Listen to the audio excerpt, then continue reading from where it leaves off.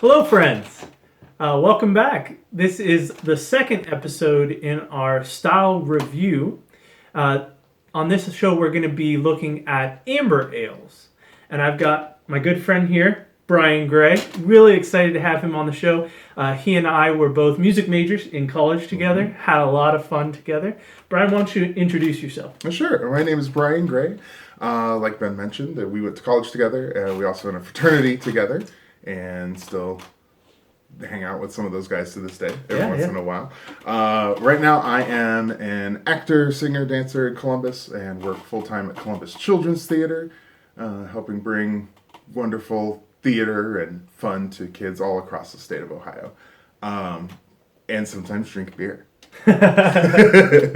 Which I'm really excited about. That's a really neat job. So you're a professional actor then? I am, yeah. Yeah, that's amazing. Complex and wonderful. There's not a whole lot of that opportunity in the Midwest, especially in Columbus.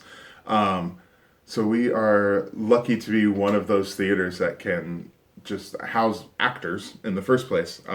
But I'm part of the resident company, which means I don't just perform, but I'm also behind the scenes working administratively. Okay. So I'm helping get contracts and create noise for us, great marketing, and trying to get us into more schools and find more opportunities for us to reach out.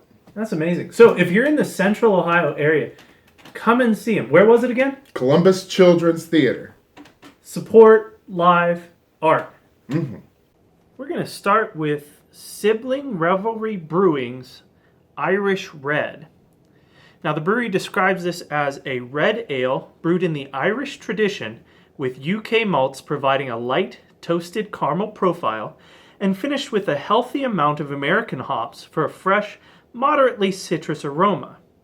They say to keep this one handy for the rowdiest family reunions and sports parties. All right, so first thing, see how it looks. Mm-hmm. Mine's just a little hazy. I agree. It's got like a honey, almost the consistency is almost like honey too. Like the coloring's that way, but then you can't see through it. Yeah, it's not perfectly clear. Mm-hmm. That's good. It was heady out of the can. Then we split it, and it's still heady. Lots of carbonation. That's right, though. A lot of caramel. Mm-hmm. It smells sweet. You can definitely tell it's hops forward. Yeah, you do get sort of a floral citrus from the hops. Mm-hmm. Okay.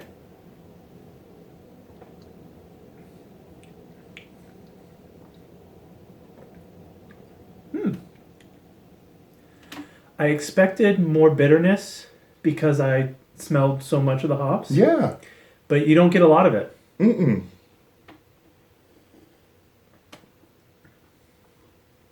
Yeah, that's nice. It's balanced. Very smooth. Definitely caramel. Oh, yeah.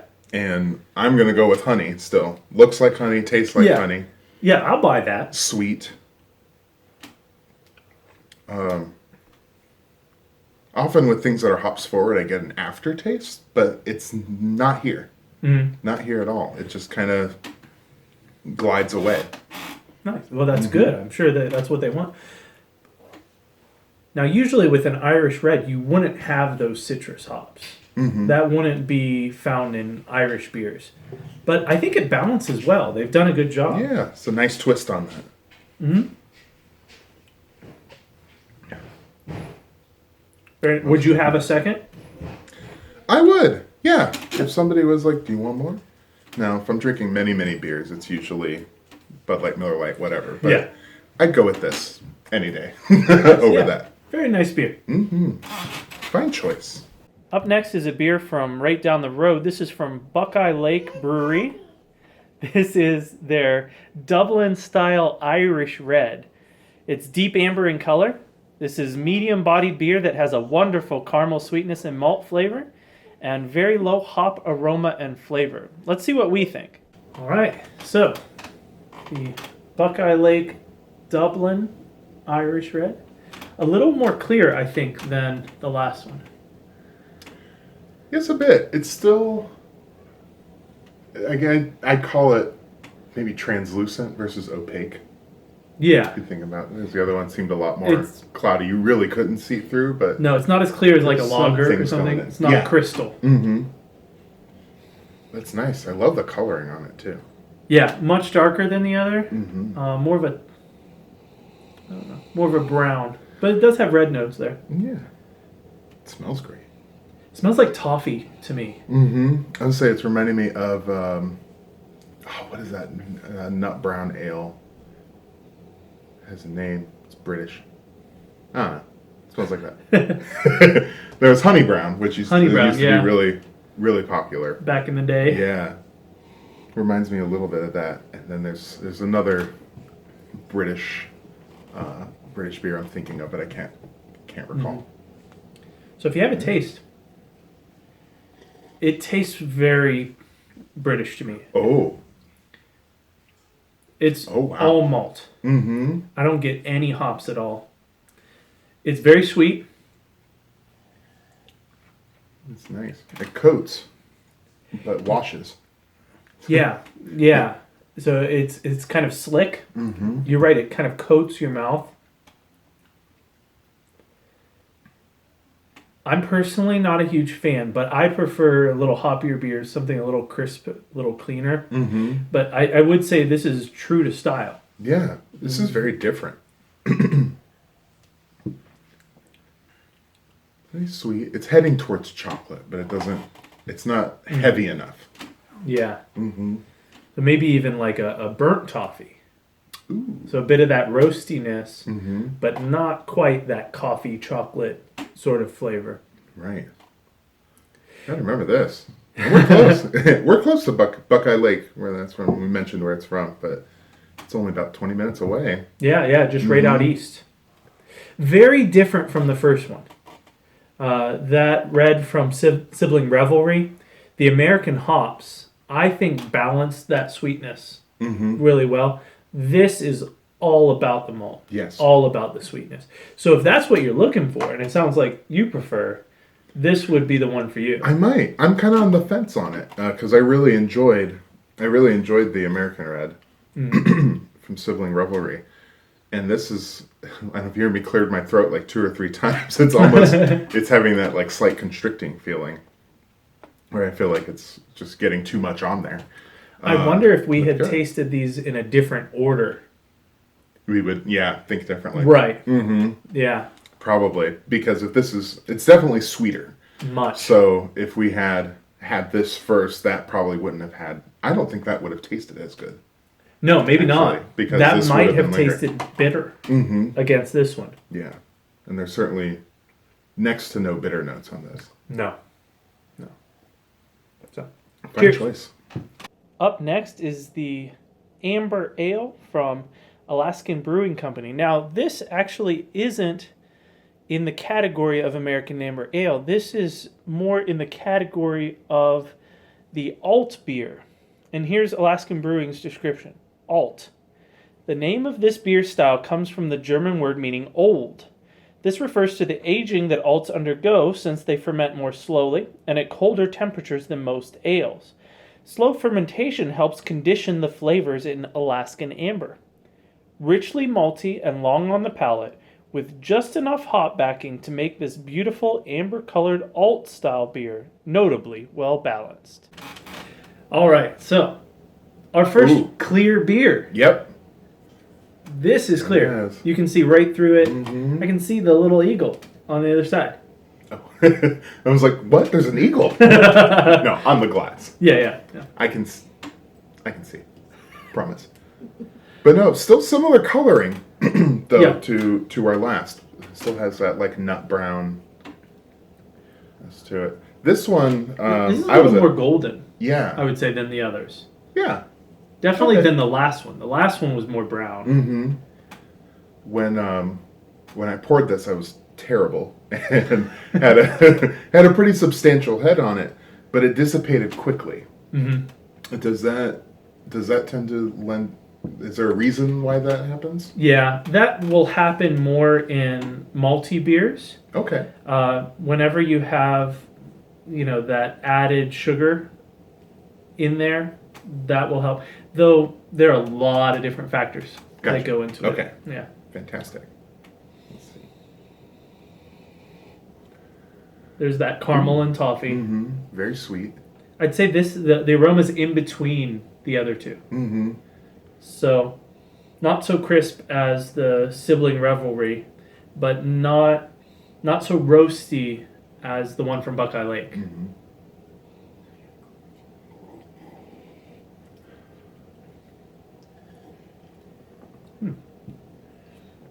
This is better balanced compared to the Buckeye Lake beer. Ooh. Mm-hmm. You get a bit of hop, a little bit of bitterness that balances that sweetness. Was that the bitterness? No, it was the bit of hop. Oh, Hop. Okay, I got you. I didn't rise up too much, but no, yeah, it's strong in both flavors though. In both getting that hops and that bitter, it pushes you. This is only 5.3%, but I get a bit of heat, almost as if it had more alcohol in it. Oh, okay. I wonder if I'm misinterpreting the hop flavor though. What were you gonna say? I was gonna say similar to everything else we've tried. It washes away at the end too. There's still nothing's lingering. Right. Yeah. It's not like a barley wine or a sour beer where it really stays in your mouth for a long time. You're getting a good wash.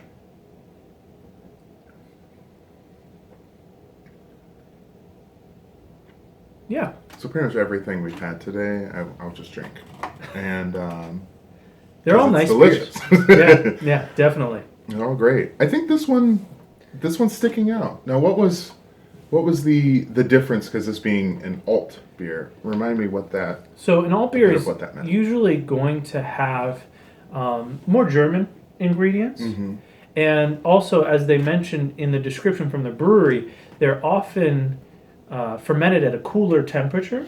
That's what I was trying to remember. Which results in a lighter, crisper beer, rather than something like an ale that gets more fruity flavors from that higher fermentation. Right. That's good. I'm not certain that the method really changed. I can't really tell that the method changes a whole lot, at least in tasting this one, other than to say that it's delicious. Yeah, these styles are all really closely related. Really, really closely. And down to the ingredients. So there's going to be a whole lot of overlap. Yeah. But yeah, fine choice. Thank you, sir. Up next is the Amber from Ellison Brewery and Spirits. They describe it as a beautifully colored amber ale that greets you with an aroma of fruit and biscuits. With your first sip, you'll notice the amount of roasted malts and honey malts that went into making this beer. The finish is pleasantly sweet. Ellison's Amber Ale. Let's see. Not as clear as the last one, but pretty close. Still that honey color, right? Golden. Very nice. Like some honeycomb. Just want to crawl through it. We're on the fourth beer, if you can't tell. Hey! Lots of caramel, but it doesn't get toward the toffee for me. It's a little lighter. No, it's subtle. But it is. It's very subtle. There's not compared to what we've had, though. Exactly. Because if you compared this to your Coors Light, it's not subtle. No. Yeah. No, but we're drinking real beer. So. Not but yeah, Coors Light is fine. Okay. You do you. We see you. We recognize you. But we're not going to drink that. But yeah, it's not trying to like smack you in the face with a smell. It's just like, here I am. I get a lot of the fruitiness on the palate.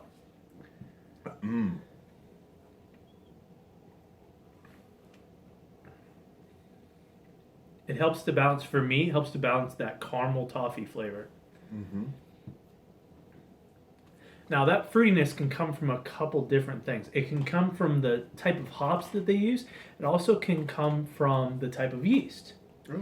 There are certain yeasts that if you ferment them a bit hot, they'll add a fruity sort of flavor to the beer. I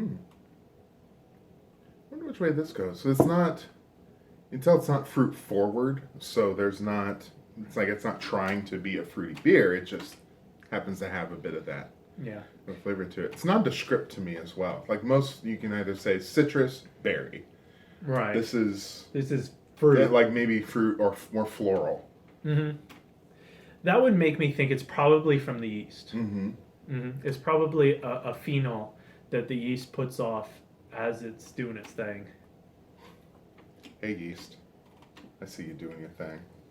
Tastes good. You gonna let that fruit out just a little bit? The noise it makes goes. Now, in the description, there was a mention of biscuits. Yeah. And I'm still trying to find that. So I think they mean biscuit in the more British sense. So a little more of like a crisp cookie. Like a cookie flavor, a cracker sort of thing. And that's going to come from the malt. I can see that. It's not dry like a digestive, but more like if you're thinking American, like a club cracker. I'll buy it. A little buttery. Sure. It's not a Ritz. It's not buttery like a Ritz. Let's remember, each person's palate is different. So Brian's going to taste things that I don't taste. And I'm going to taste things that he doesn't. And that's why we have guests, and that's why we have fun drinking beer together. Yeah. Because it was just Ben. I mean, it'd be interesting. But I'm here. Searching for biscuits. We have one more beer to sample, and this is one that I brewed myself. I got a kit from homebrewsupply.com to make this California Common, also known as a steam beer. So they describe it as perfect to enjoy any time of the year with its light body and refreshing crisp finish. This beer is a lager, but unlike most lagers, California Commons are fermented closer to ale temperatures, typically around 60 degrees Fahrenheit. This method dates back to the late 1800s when refrigeration in California was a luxury. Brewers had to improvise on how to keep their beer affordably cool, so they turned to shallow fermenters which help the bottom fermenting lager yeast do well at warmer temperatures. All right, so we get to try one that I made. Fresh. In theory, the freshest we will try today. Okay, we're still in that kind of translucent phase. Yeah, it's not crystal clear. I didn't use any fining agents. I only let it cold crash for a couple days. If I had fined with gelatin or something like that, if I had filtered it, it would probably be crystal. But frankly, I'm more worried about how it tastes than how it looks. Yeah, right. A little bit of maltiness. A little bit of caramel. I'm getting a lot of floral, like a floral fruit sweetness in this one. Ooh.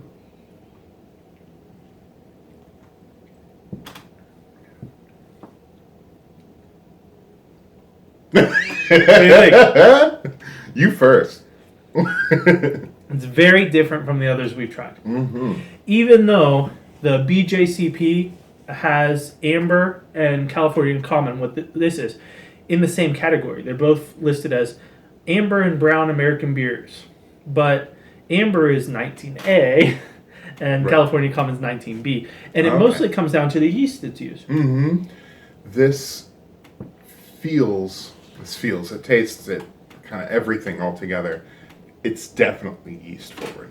I'm getting a lot of that element to it. You get a bit of fruitiness. And it might be the freshness to it, too. Yeah. Yeah, just how recent it was brewed. And that it's unfiltered and unfined.